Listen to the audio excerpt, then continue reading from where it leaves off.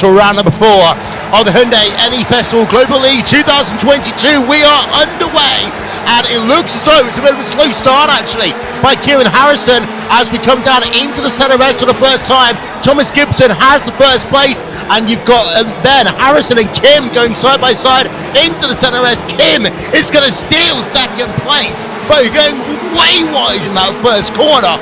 What a move by Kim and Kim as they're too wide behind.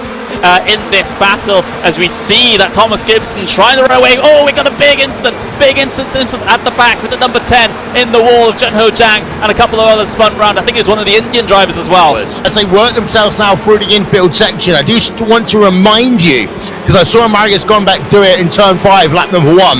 Involved in the back of this one as well. He's got Polisek on the inside, trying to get something done through the Curva del Sol, the full send racing esports Hyundai, and we've also got everyone almost trying to get themselves involved in this one as well. It's fantastic to see Murado's trying to squeeze his way through on tire tracks, but he pushes wide through the Decido del Lago, and one of the Italian drivers, Ferrari, in the slipstream down towards the centre rest. Does Harrison decide to capitalise on a move down the inside? Yes, he goes for it. Great move there by Harrison, waiting until the very last moment to switch down to the left-hand side, and once again, here in the series, it is United Kingdom 1, United Kingdom 2, and actually, look how close now Gunes is to the rear of Kim as they work down onto the Retro Aposta. This could now, and you can see the teamwork coming in. Yes, it is a single car championship, but the teammates want to help each other out. Gunes is trying to get the toe there from Kieran Harrison ahead to try and get past Kim on the run down into the Sega del Lago. However, Kim had that one covered.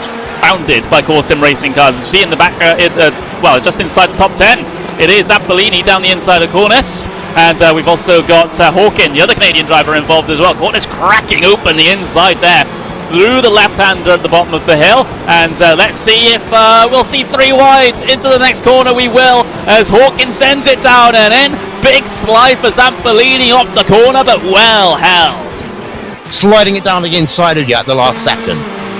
Yeah, and here we go. Guinness looking to the inside of Kim, but he's going to duck back in line from that far back into the Decido del Lago is not really a done move, so that's why he decided to back out of it and try another place.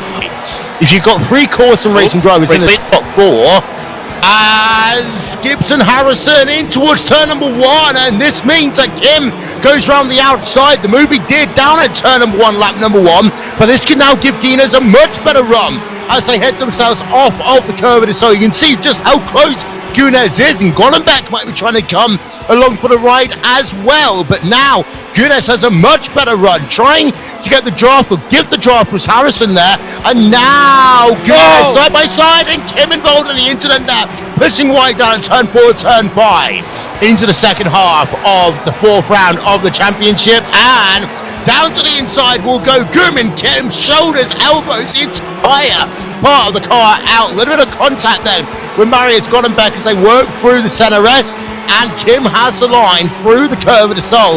Now the issue with Gollenbeck is Hahn's in the mix as well and has the inside line.